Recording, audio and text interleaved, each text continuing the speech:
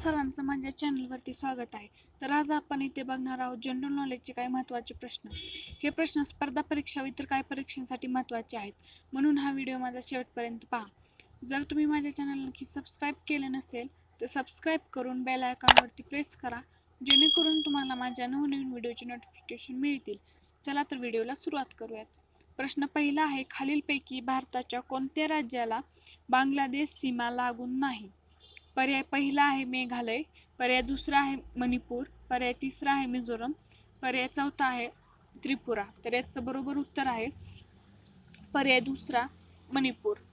मणिपूर या राज्याला बांगलादेश सीमा लागून नाही. प्रश्न दुसरा आहे, न्यू मूर या बेटावरून सध्या कोणत्या दोन देशांमध्ये वाद सुरू आहे? पर्याय पहिला आहे भारत आणि चीन, पर्याय दुसरा आहे भारत आणि बांगलादेश, पर्याय तिसरा आहे भारत आणि पाकिस्तान, पर्याय चौथा आहे भारत आणि श्रीलंका. तर याचं उत्तर आहे पर्याय दुसरा भारत आणि बांगलादेश. न्यू मूर या बेटावरून भारत आणि बांगलादेश या दोन देशांमध्ये वाद सुरू आहे.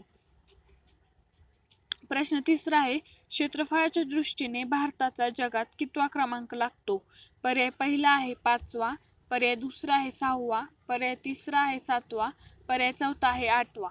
तर याचं उत्तर आहे पर्याय पहिला 5वा. क्षेत्रफळाच्या दृष्टीने भारताचा जगात 5वा क्रमांक लागतो. प्रश्न चौथा आहे, खालीलपैकी कोणत्या दोन देशांमधील सीमारेषा ही मॅकमोहन रेषा आहे? तर पर्याय पहिला आहे भारत व चीन, पर्याय दुसरा आहे भारत व बांगलादेश, पर्याय तिसरा आहे भारत व पाकिस्तान, पर्याय चौथा आहे भारत व नेपाळ. तर याचं उत्तर आहे पर्याय पहिला भारत व चीन. या दोन देशांमधील सीमारेषा ही मॅकमोहन रेषा आहे. प्रश्न पाचवा आहे, गुजरात व अरुणाचल प्रदेश यातील स्थानिक वेळेत किती तासांचा फरक आहे? पर्याय पहिला आहे 1 तास, पर्याय दुसरा आहे 2 तास, पर्याय तिसरा आहे 3 तास, पर्याय चौथा आहे 4 तास. तर याचं उत्तर आहे पर्याय दुसरा 2 तास. गुजरात व अरुणाचल प्रदेश यातील स्थानिक वेळेत 2 तासांचा फरक आहे. प्रश्न 6वा आहे, अंदमान निकोबार हा केंद्रशासित प्रदेश कोणत्या समुद्रात आहे? पर्याय पहिला आहे अरबी समुद्र, पर्याय दुसरा आहे बंगालचा उपसागर, पर्याय तिसरा आहे हिंदी महासागर, पर्याय चौथा आहे यापैकी नाही. तर याचं उत्तर आहे पर्याय दुसरा बंगालचा उपसागर. पर्याय दुसरा बंगालचा उपसागर.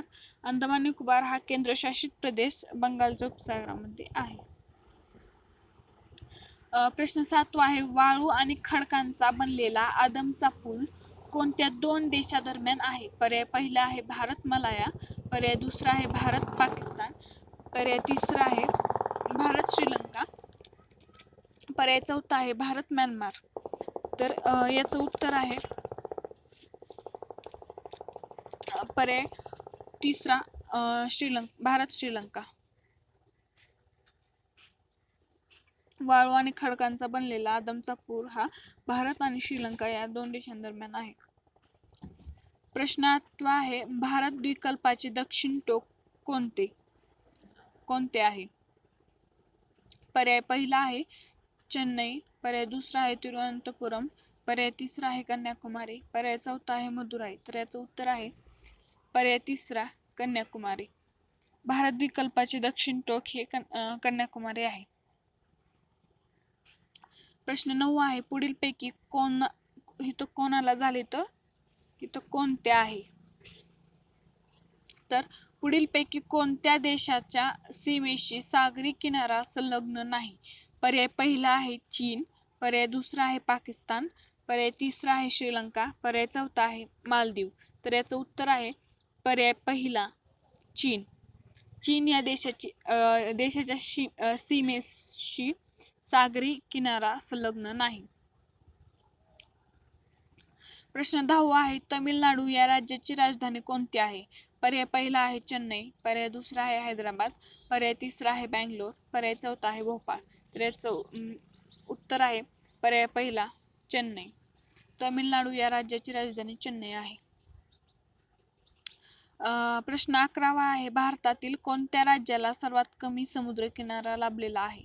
पर्याय पहिला आहे गोवा, पर्याय दुसरा आहे पश्चिम बंगाल, पर्याय तिसरा आहे आंध्र प्रदेश, पर्याय चौथा आहे केरळ. तर याचं उत्तर आहे पर्याय पहिला गोवा.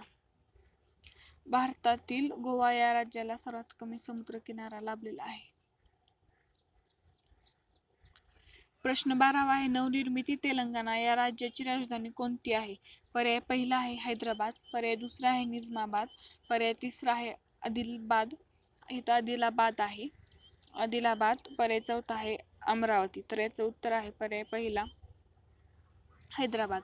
नवनिर्मिती तेलंगणा या राज्याची राजधानी हैदराबाद ही आहे. प्रश्न 13वा आहे, भारताचे दक्षिणेकडील सर्वात शेवटचे टोक इंदिरा पॉइंट कोणत्या राज्यात प्रदेशात आहे?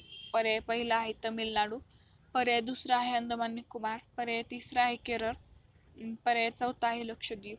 तर याचं उत्तर आहे पर्याय दुसरा अंदमान निकोबार. भारताचे दक्षिणेकडील सर्वात शेवटचे टोक इंदिरा पॉइंट हे अंदमान निकोबार या प्रदेशात आहे. प्रश्न 14वा आहे, इंदिरा गांधी हे आंतरराष्ट्रीय विमानतळ कोठे आहे? पर्याय पहिला आहे चेन्नई, पर्याय दुसरा आहे नवी दिल्ली, पर्याय तिसरा आहे चंदीगड, पर्याय चौथा आहे हैदराबाद. तर याचं उत्तर आहे पर्याय दुसरा नवी दिल्ली. नवी दिल्ली. इंदिरा गांधी हे आंतरराष्ट्रीय विमानतळ नवी दिल्ली इथे आहे. प्रश्न 15वा आहे, कोणता वायू वातावरणात मुबलक प्रमाणात असतो? पर्याय पहिला आहे नायट्रोजन, पर्याय दुसरा आहे हायड्रोजन, पर्याय तिसरा आहे ऑक्सिजन, पर्याय चौथा आहे हेलियम. तर याचं उत्तर आहे पर्याय पहिला नायट्रोजन.